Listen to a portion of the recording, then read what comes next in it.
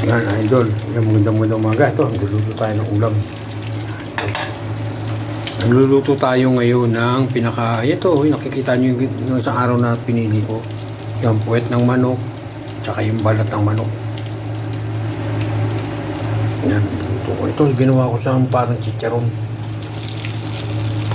Yan, nakikita nyo.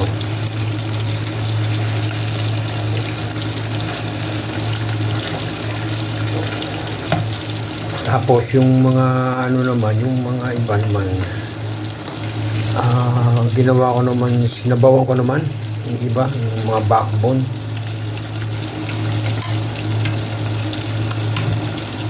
Yan, ito piniprito ko to para lang meron kaming pritong pritong yung balat ng manok. Masarap kasi ito eh. Masarap to pag chinichicharon kasi malutong yan.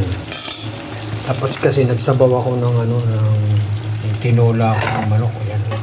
Ano naman yan? Backbone naman. Ayan yung backbone. Nakita nyo yung mga pinili ko. Mga backbone yan. Kaya may itlog na sinama. May mga backbone po yan. At nilagyan ko lang ng bunga ng malunggay.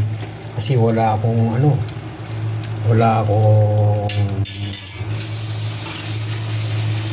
papaya.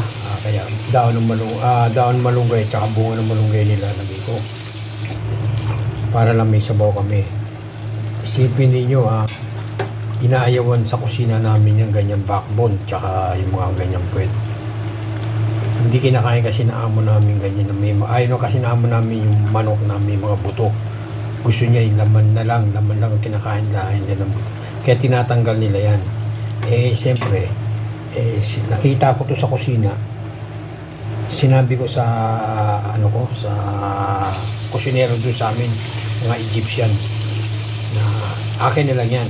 Kaya inipon nila, hintay lang matapos yung mga pilihan, yung mga laman. Tapos tinawag ako para bigay sa akin. Isipin nyo, sa atin mahal-mahal ng backbone. Ang kilo ng backbone, may 100 yata. Tapos saka to. Sila ayaw nila. Madiskarte tayo mga Pinoy. Kaya nagagawa natin ang paraan yung mga ganyan backbone tsaka puwet ng manok. Kung alin ang masasarap yung ayaw nila. Ako naman, ayaw ko naman ng laman na yung mga pitcho, mga hindi ko. Wala akong mahilig dun. Sawa na ako rito. Kaya gusto ko yung ganyang buto-buto.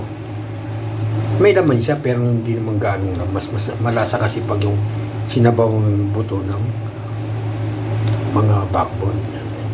Kita niya malapit na yan. Yan lang yan. Mga sarap yan pag napalutong ko. Pag malutong yan, masarap kasi pa yung karon na yan. Sarap yan. Diba?